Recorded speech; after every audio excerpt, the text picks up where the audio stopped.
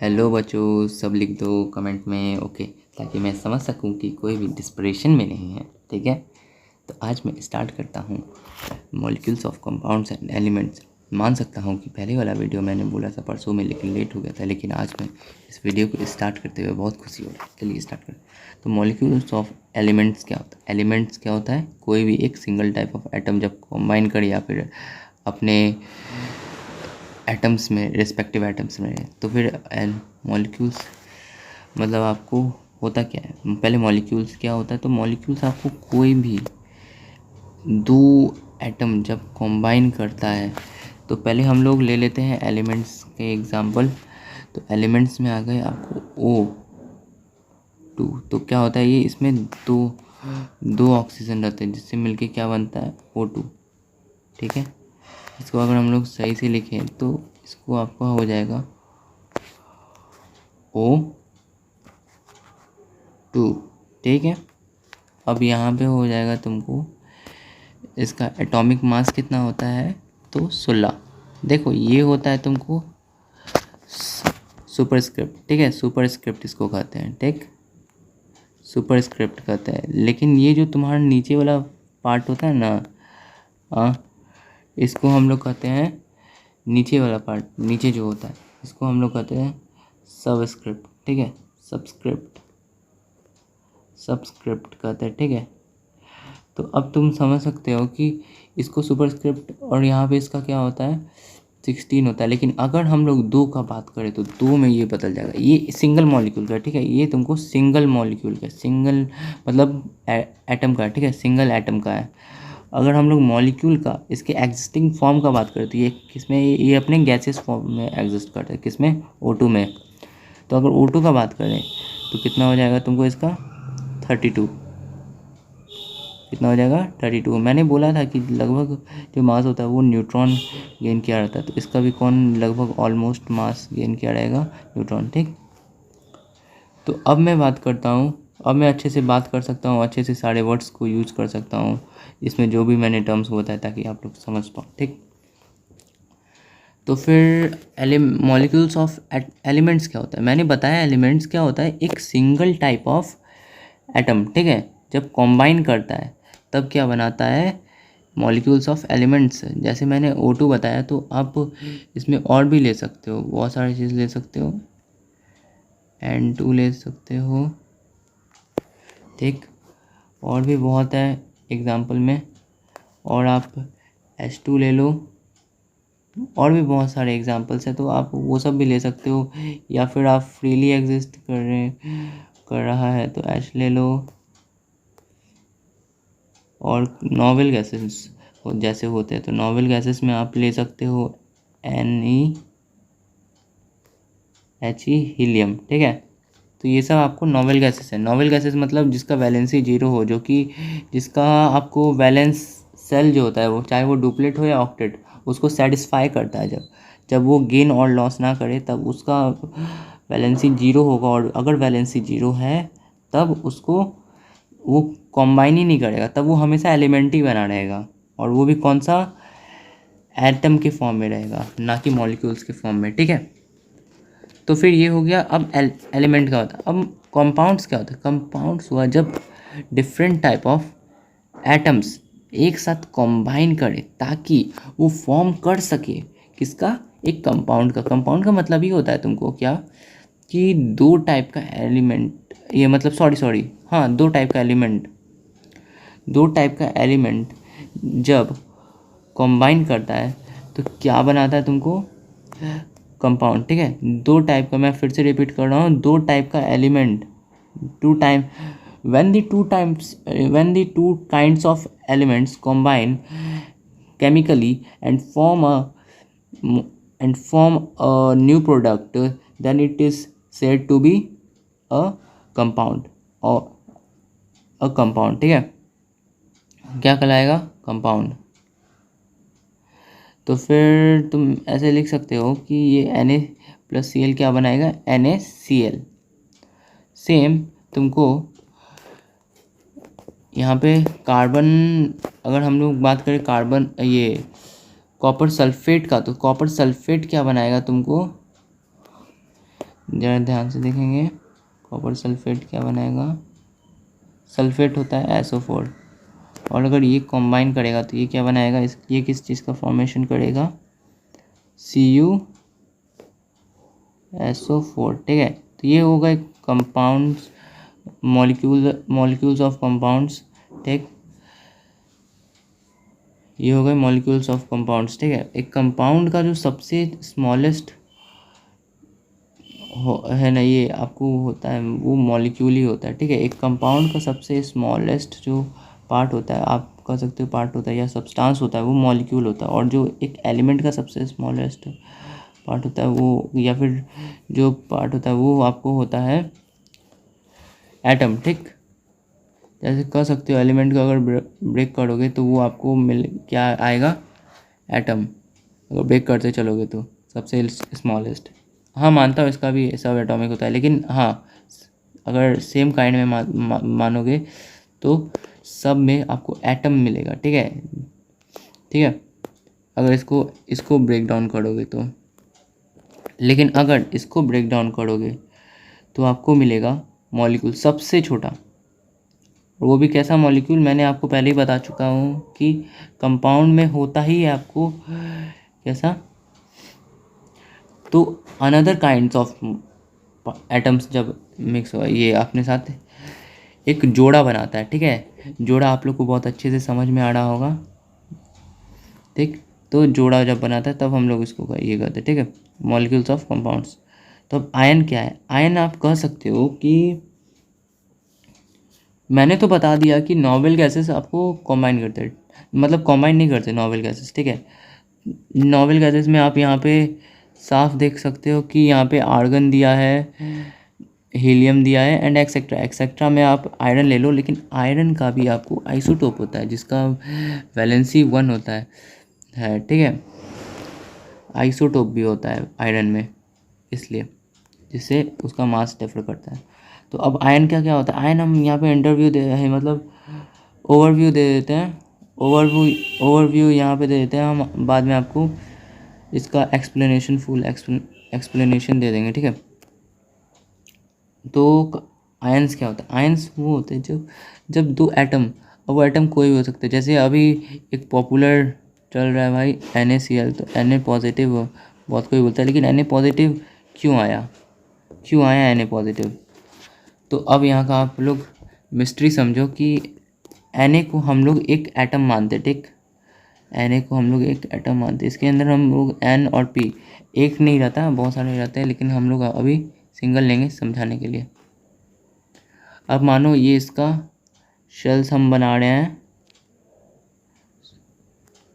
Sorry for this, लेकिन ये अच्छे से नहीं बन पा रहा राउंड, लेकिन समझने के लिए काफ़ी है, ठीक है।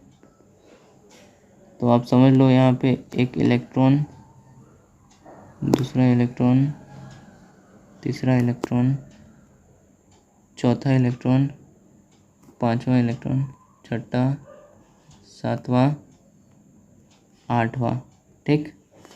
और यहाँ पे फर्स्ट वाले में कितना आएगा, फर्स्ट वाले में खाली 2 आ सकता है, ठीक। तो फर्स्ट में 2 और सब में कितना है, तो आप देख लो सब में, और लास्ट वाले में 8 है। अब हम लोग एक और बाहर से एक और सेल बनाएंगे, एक और, क्योंकि उसको सेकेंड में ये K है, ठीक है, ये K है, आपको K में कितना आ सकता है, खाली 2 आ सकता है। L में कितना आ सकता है, खाली 8 आ सकता है, मैक्सिमम है। और M में भी कितना आ सकता है, खाली 8 आ सकता है, लेकिन यहाँ पे तो 1 है भाई। अब क्या करें, देखो एक बात हमेशा याद रखना, ठीक है, एक बात हमेशा याद रखना कि जब भी ऐसा कंडीशन आएगा तो इलेक्ट्रॉन क्या करेगा कि अगर 4 से कम है, ठीक है, 4 से कम है, तो फिर वो हमेशा लूज़ करेगा। क्यों लूज़ करेगा, क्योंकि वो, तुम ऐसा समझो कि तुमको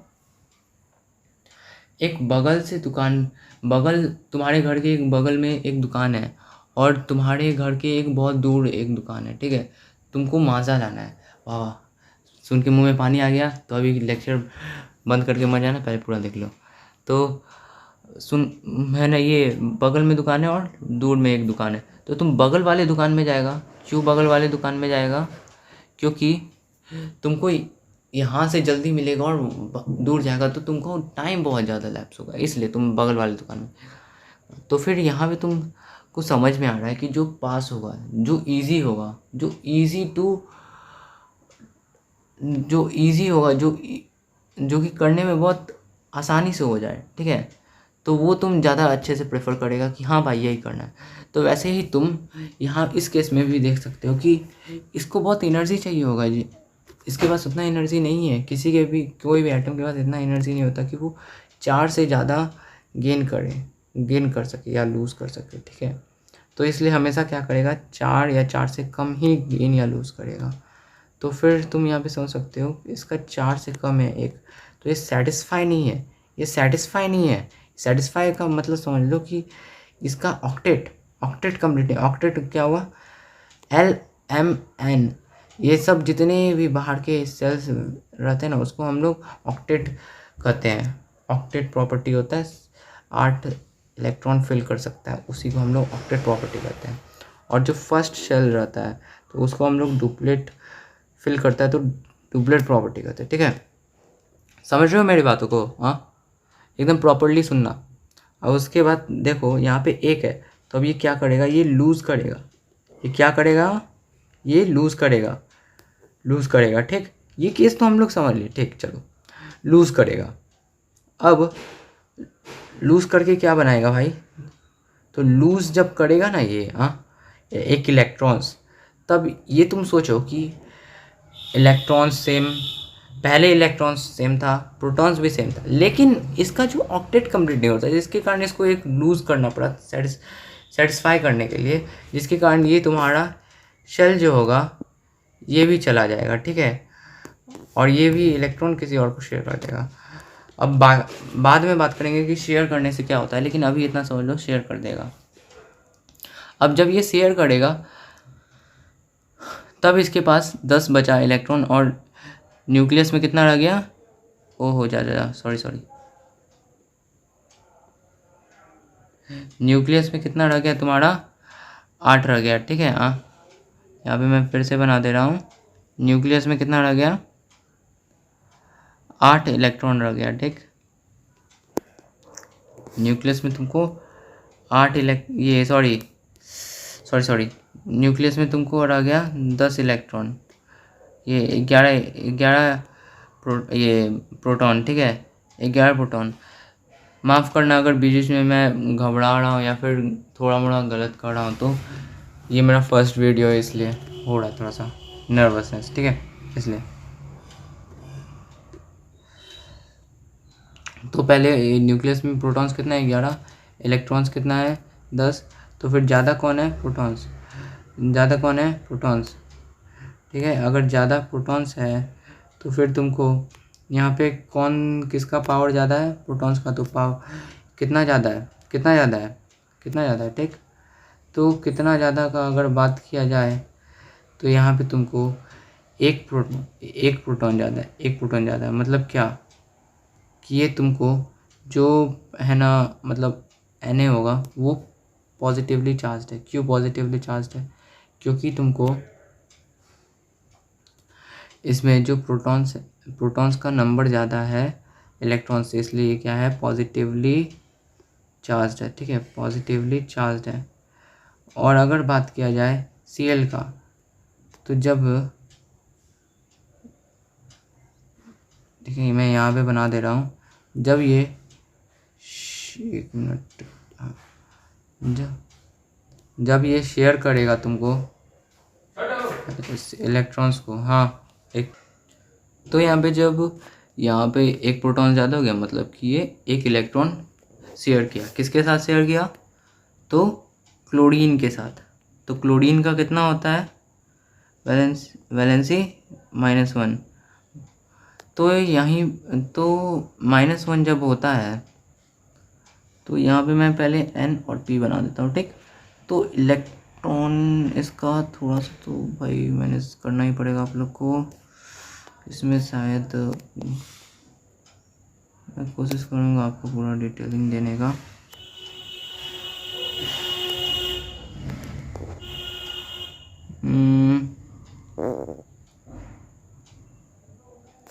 ठीक।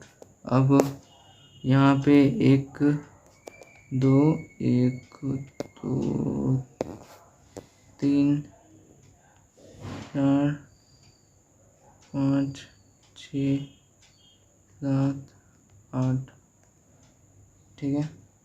चलो अब यहाँ पे हम देते हैं 8 और 7, क्योंकि क्या उतना होता है उसका 17 होता है एटॉमिक नंबर, और एटॉमिक नंबर किसके इक्वल होता है तुमको हमेशा इलेक्ट्रॉन्स के इक्वल होता है, ठीक है। तो यहाँ पे 7 डल गया। अब यहाँ पे जो है ये 1 का स्पेस यहाँ पे नहीं हो पा रहा, ठीक है, क्योंकि इसका कितना है इलेक्ट्रॉन 17।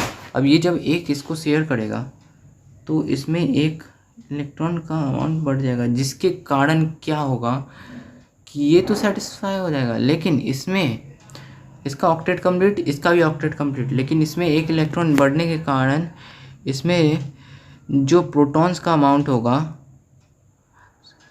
इलेक्ट्रॉन्स का अमाउंट, प्रोटॉन और न्यूट्रॉन नहीं बढ़ सकता क्योंकि वो न्यूक्लियस में रहता है। इलेक्ट्रॉन्स का अमाउंट बढ़ेगा, कितना बढ़ेगा 1, जिसके कारण ये क्या होगा नेगेटिवली चार्ज, और इसमें जो होगा इसमें तुमको इलेक्ट्रॉन्स का अमाउंट घटेगा कितना घटेगा 1, जिसके कारण ये क्या होगा पॉजिटिवली चार्ज। अब ये नेगेटिवली ये पॉजिटिवली, तो इसको तुम इस तरह से लिख सकते हो कि Na पॉजिटिव और Cl नेगेटिव, ठीक, Cl नेगेटिव। अब 1 होता है लेकिन तुम इसको इग्नोर कर सकते हो, क्योंकि 1 का कोई, अब 1 को इसमें बोला गया है कि इग्नोर तुम कर सकते हो, ठीक है। तो जब ये कॉम्बाइन करेगा तो ये क्या बनाएगा तुमको, मैं यहाँ पे लिख रहा हूँ Na plus positive Cl negative. तो ये क्या किया, एक आयन का फॉर्मेशन किया, ठीक है। तो आयन क्या होता है, एक चार्ज्ड एटम बोल लो या फिर एक चार्ज्ड मॉलिक्यूल बोल लो, ठीक है। तो वो होता है, जब देखो एक बात मैंने पहले भी बताया है कि जब भी इलेक्ट्रॉन्स का अमाउंट घटेगा तो वो क्या किसका फॉर्मेशन करेगा, याद करो किसका करेगा, कैटायन का। इलेक्ट्रॉन्स का अमाउंट घटा मतलब प्रोटॉन्स ऑलरेडी उतना ही स्टेबल है, मतलब कि प्रोटॉन्स का ऑलरेडी बढ़ गया घटने के कारण। ये बात हमेशा याद रखना कि अगर पॉजिटिव है इसका मतलब ये कतई नहीं है कि प्रोटॉन्स बढ़ा है, इसका मतलब है इलेक्ट्रॉन्स घटा है। इलेक्ट्रॉन्स के ही इंक्रीजमेंट या डिक्रीजमेंट के कारण प्रोटॉन्स उसका वैलेंसी डिपेंड करता है, और तुमको उसका मतलब वो नेगेटिवली या पॉजिटिवली चार्ज बनेगा या फिर नेगेटिव आयन या पॉजिटिव आयन बनेगा, ये डिपेंड करता है, ठीक है। तो अब जब नेगेटिव आयन बनेगा, जब नेगेटिवली चार्ज होगा तो वो क्या बनाएगा एनायन, ठीक है, एनायन। और जब पॉजिटिवली चार्ज होगा तो क्या बनाएगा कैटायन, ठीक है, कैटायन। ये क्या है, यह नेगेटिवली चार्ज, और ये क्या है पॉजिटिवली चार्ज, ठीक। तो मैंने आज का लेक्चर मैं अब कंप्लीट करता हूँ, लेकिन आप लोगों को बहुत बार बीच में बहुत सारा मिस्टेक्स हुआ होगा, तो उन मिस्टेक्स को प्लीज़ अवॉइड करना, क्योंकि ये मेरा सेकंड वीडियो है, तो थोड़ा सा तो भाई बीच में होगा ही। और मैंने आज molecules of compounds and elements अच्छे से कंप्लीट करा दिया, और आयंस का ओवरव्यू से थोड़ा ज़्यादा ही पढ़ा दिया है, लेकिन मैं इसको अच्छे से कंप्लीट कर दूंगा, नहीं तो ये और लंबा लेक्चर बन जाता है। इसलिए आज मैंने इसका, और बाकी का मैं बाद में करूँगा। Please subscribe share and like.